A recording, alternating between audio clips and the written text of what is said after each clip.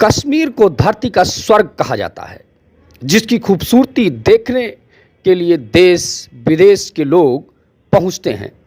धारा 370 हटने के बाद यहां पर्यटन में ज़बरदस्त इजाफा हुआ था, लेकिन हाल ही में पहलगाम स्थित फेमस बैसरन घाटी, जो मिनी स्विट्जरलैंड के नाम से जाना जाता है, आतंकियों ने पर्यटकों पर निशाना बनाए जाने के बाद यहाँ टूरिस्ट डरे हुए हैं, जाने से डर रहे हैं। आलम यह है कि लखनऊ से कश्मीर जाने वाले लोगों ने अगले 3 महीने तक की बुकिंग कैंसिल करा दी है। यही नहीं, ट्रैवल एजेंट भी यहाँ टूरिस्ट को ना जाने की सलाह दे रहे हैं। ट्रैवल एजेंट के मुताबिक पिछले साल के आंकड़े देखें तो लखनऊ से 50,000 और पूरे देश भर से 50,000 पर्यटक जम्मू कश्मीर गए थे। इस बार यह संख्या डबल होने का अनुमान था, क्योंकि गर्मियों में सहालक भी 0 की है। हालांकि इस आतंकी हमले के कारण अब जम्मू कश्मीर लोग ना के बराबर ही जाएंगे।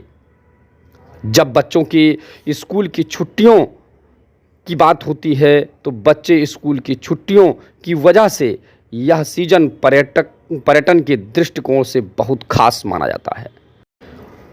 गर्मी की छुट्टियों में यह पर्यटन अपने आप में खास माना जाता है। लोग हर जगह जाते हैं जहां पर्यटन की दृष्टि से अच्छी चीज़ें हैं और देखने के लिए अच्छे वहाँ पे पहाड़, पर्वत और इस तरीके की घाटियाँ हों।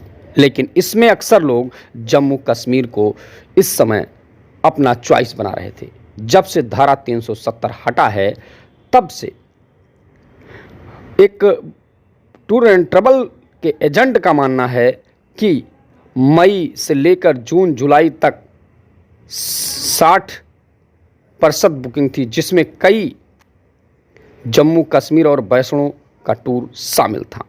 अब सारी बुकिंग कैंसिल कर दी गई है। इसमें करीब 70% लोग अपनी बुकिंग कैंसिल कर दी हैं, तो बाकी 30% लोग अन्य जगहों जाने की योजना बना रहे हैं। हालांकि अभी तक कश्मीर के अलावा किसी और जगह कोई जाने का प्लान नहीं बताया है।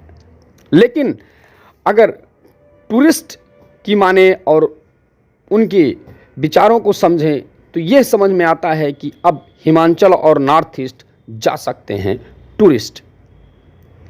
यह कहावत हमेशा सही साबित होती है कि किसी का नुकसान तो किसी का मुनाफा होता है।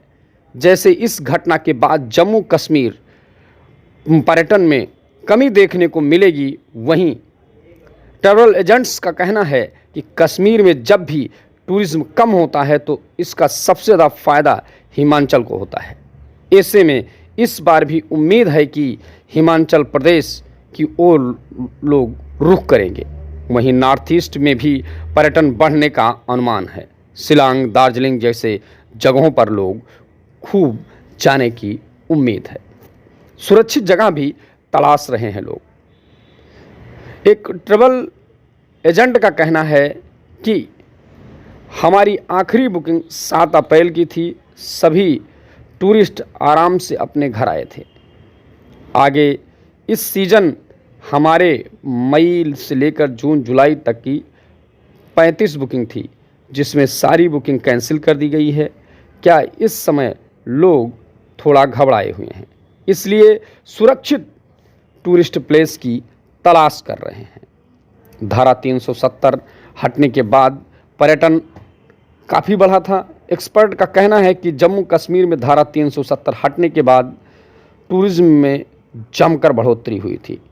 इस बार लोग सिक्किम, दार्जिलिंग से ज़्यादा कश्मीर की खूबसूरती को एक्सप्लोर करने और उसको देखने के लिए बेताब नज़र आ रहे थे। श्रीनगर, पहलगाम, सोनमर्ग, गुलमर्ग में लोग घूमने जाने के लिए खासा उत्साहित थे। लेकिन इस हादसे के बाद माहौल बिल्कुल बदल गया है। हालांकि ये कब पटरी पे उतरता है यह देखने वाली बात होगी, लेकिन यह स्टोरी आपको कैसी लगी आप कमेंट करके ज़रूर बताएं।